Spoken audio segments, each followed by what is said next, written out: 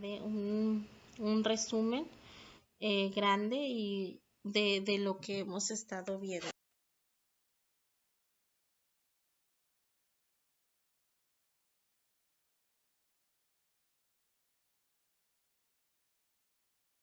Estamos hablando acerca de la creación de la Constitución y los antecedentes constitucionales que tenemos tenido en nuestro país. La Constitución de 1857 es el antecedente del Estado moderno mexicano, ya que a partir de su proclamación, México comenzó a organizarse como una república liberal que estableció la separación de la Iglesia y el Estado. Antes de esto podemos ver el proceso histórico que se da tras la independencia de México con la proclamación de la Constitución de 1824, en la que predomina el pensamiento conservador. Desde la independencia existe en el país una lucha constante entre conservadores y liberales, cada grupo intentando estar en el poder y gobernar de acuerdo a su pensamiento durante todo el siglo XIX. El país se vio envuelto en diversas luchas internas y externas debido a la inestabilidad política. Con Benito Juárez y otros políticos liberales se logra promulgar las leyes de reforma, que son el antecedente inmediato a la Constitución de 1857, en las cuales se limita la intervención de la Iglesia en las decisiones del Estado. Esto se ve reflejado en la creación del registro civil, la desamortización de los bienes de la Iglesia y la libertad de culto. Todas estas acciones con una tendencia totalmente de pensamiento liberal. Dentro de la inestabilidad política vivida en el siglo XIX, una constante fueron los conflictos tanto internos como externos. Tras la invasión francesa en 1862, se establece el Segundo Imperio, que es cuando está gobernando Maximiliano de Habsburgo. Durante este tiempo, que es de 1864 a 1867, Benito Juárez establece un gobierno alterno en el que está en diversos lugares del país como fugitivo, en calidad de fugitivo. Este gobierno alterno se termina cuando es aprendido Maximiliano de Habsburgo y fusilado en el Cerro de las Campanas. Es cuando Benito Juárez entra a la presidencia de la República y está desde 1867 hasta 1872, que muere. Debido a que se prolongó de manera considerable su mandato, varias personas se opusieron a su gobierno. Uno de ellos fue Porfirio Díaz, quien a través del Plan de la Noria se proclama en contra de las reelecciones de Benito Juárez. Años más tarde, paradójicamente, Francisco I. Madero trata de sacarlo del poder bajo la misma consigna, que es sufragio efectivo, no reelección. En esencia, pues buscaba lo mismo. En el Plan de la Noria, Porfirio Díaz está en contra de las reelecciones de Benito Juárez y más tarde, en Francisco I. Madero, está en contra de las reelecciones de Porfirio Díaz. El porfiriato es una etapa de la historia nacional que comprende de 1877 a 1910, fecha en que Madero es electo presidente. Por diferentes razones, es hasta 1911, tras el exilio de Porfirio Díaz, que entra a la presidencia Francisco I. Madero. En 1910, sin embargo, es fecha en que estalla la revuelta armada conocida como la Revolución Mexicana. Esta lucha se va a prolongar hasta 1917 con la promulgación de la Constitución Política que nos rige hasta el día de hoy, que ha tenido algunas reformas, pero que sigue con la misma esencia.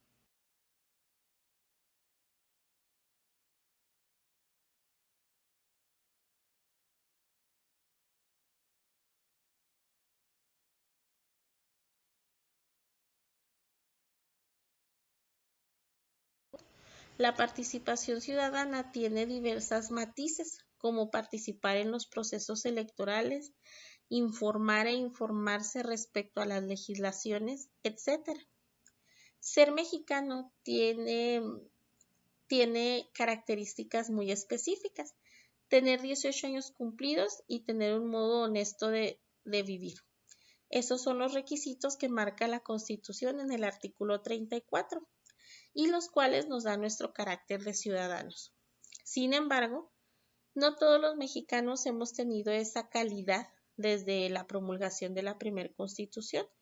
El camino democrático a un gran sector de la población mexicana se le ha sido negado y ha sido difícil poder entrar en este ámbito. Este es el caso de las mujeres, ya que no solo se les negó el voto durante muchos años, es hasta 1953 cuando ejercen este derecho ciudadano, sino que tampoco se les permitía postularse a cargos de elección popular. En la actualidad esto ya es posible.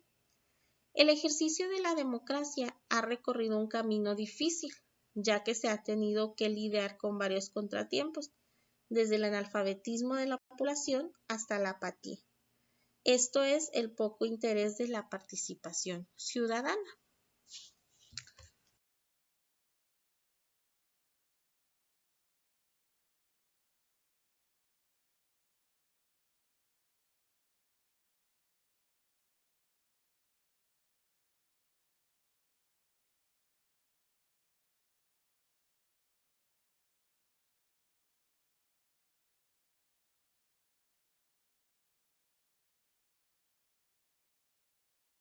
Tratamos de las formas en que se van dando los cambios en las naciones.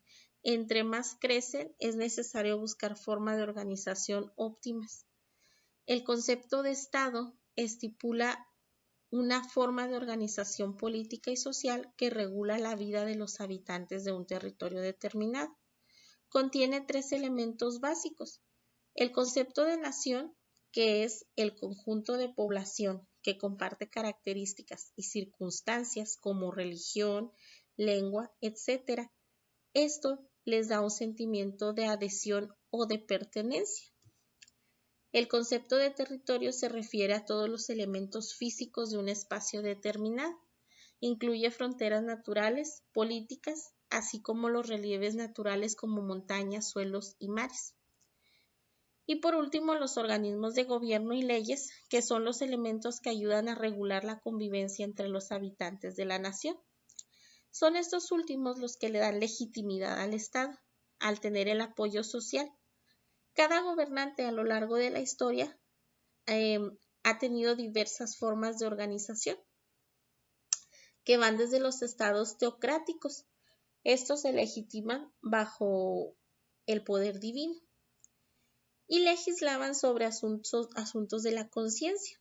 Ha habido estados absolutistas en los que todo el poder recaía sobre el rey, hasta que llegaron las ideas liberales con el movimiento de la Ilustración, ideas que fueron la base para varias revoluciones a lo largo del siglo XVIII, destacando la Revolución Francesa de 1789, en donde se promulgan los derechos del hombre y ciudadano libre por primera vez.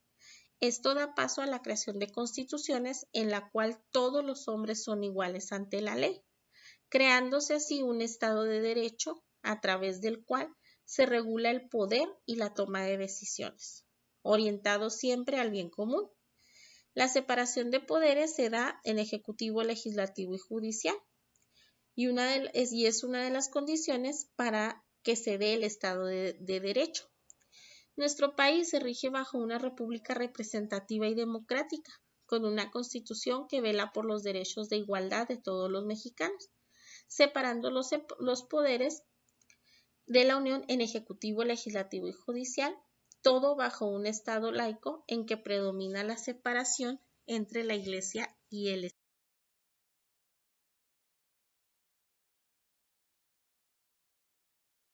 Política, la estructura de la Constitución nos garantiza nuestros derechos y obligaciones. Como bien sabemos, la Constitución política que rige nuestro país, lo hablamos en sesiones anteriores, fue promulgada en 1917. De esa fecha a la actualidad, pues ha tenido que ir modificando algunas cosas.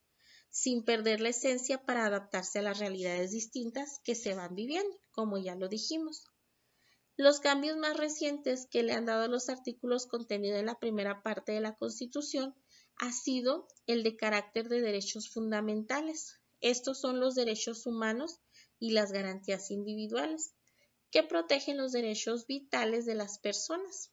Nuestra Constitución está dividida en dos partes. La parte dogmática corresponde a los primeros 29 artículos que garantizan los derechos fundamentales, que ya dijimos cuáles eran. Y la parte orgánica, que establece la forma en que se organiza el país en la práctica.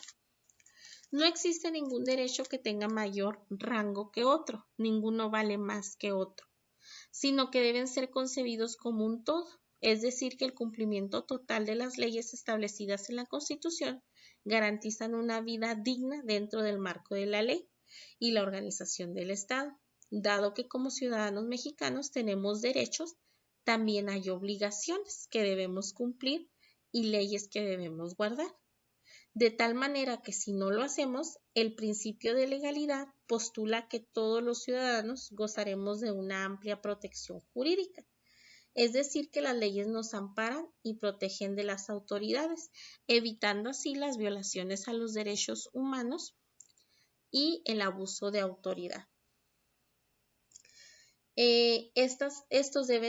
Las autoridades deben actuar bajo las leyes vigentes para poder defendernos en caso de alguna acusación o falta a las leyes establecidas.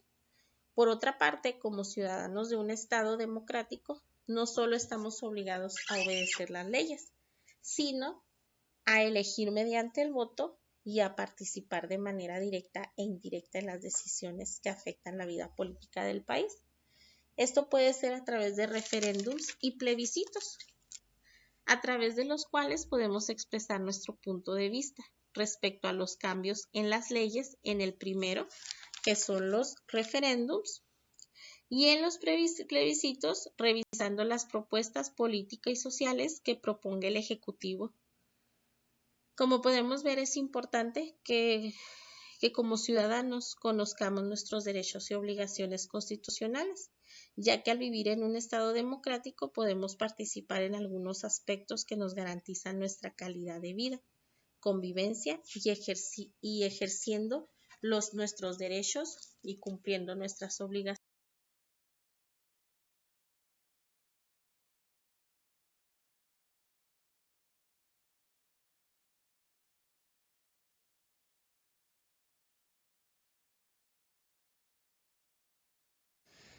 Hablamos de lo que fueron los principios de la democracia, que se basan en la soberanía popular, que es la facultad ciudadana de tomar decisiones respecto a los gobernantes. La igualdad política, que da el derecho a todo ciudadano a ejercer sus derechos democráticos como el voto, la certeza de que aunque se toman decisiones basadas en las mayorías, se deben respetar los derechos de las minorías. Todos los ciudadanos que vivimos en una democracia somos iguales ante la ley. De esta manera, adquirimos derechos y deberes de vivir dentro de una cultura democrática, ejerciendo dichos derechos de manera racional, libre y basados en la igualdad, con responsabilidad y en búsqueda del bienestar social. Bueno, chicos, esto es a grandes rasgos lo que estuvimos viendo en nuestras sesiones. Aprendimos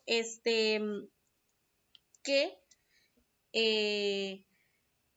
parte de nuestra participación ciudadana como miembros de una democracia tenemos derecho a que las autoridades nos rindan cuentas de lo que hacen y también de lo que no hacen. Esto forma parte de un proceso de transparencia en el que como ciudadanos podemos estar al tanto de la acción gubernamental.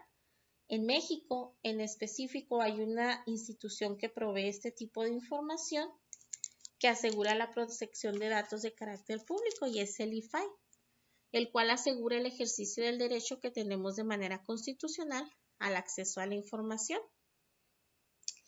También tenemos derecho a postularnos para cargos públicos como servidores, cumpliendo con los requisitos que marca la ley. y tenemos derecho a ser miembros de partidos políticos. Los partidos políticos son organizaciones ciudadanas que siguen algún ideal político y que buscan ser representación a través del voto libre y secreto. Estos partidos políticos, al igual que los procesos electorales, están organizados por el Instituto Nacional Electoral. Es importante que ustedes tengan conocimiento de sus derechos políticos y sociales como ciudadanos, ya que es la forma que les va a garantizar el vivir dentro del marco de la ley y ser respetados dentro del marco de la ley. Por eso es que se les dan estas herramientas para que ustedes tengan el conocimiento. Les voy a dejar en Classroom la actividad que es hacer unas preguntitas, escribirlas en su cuaderno para que las trabajemos en las siguientes sesiones respecto a dudas que hayan tenido sobre estos temas que hemos recapitulado o de lo que más haya llamado su atención. Sin más, pues les agradezco su atención y nos vemos pronto. Hasta luego.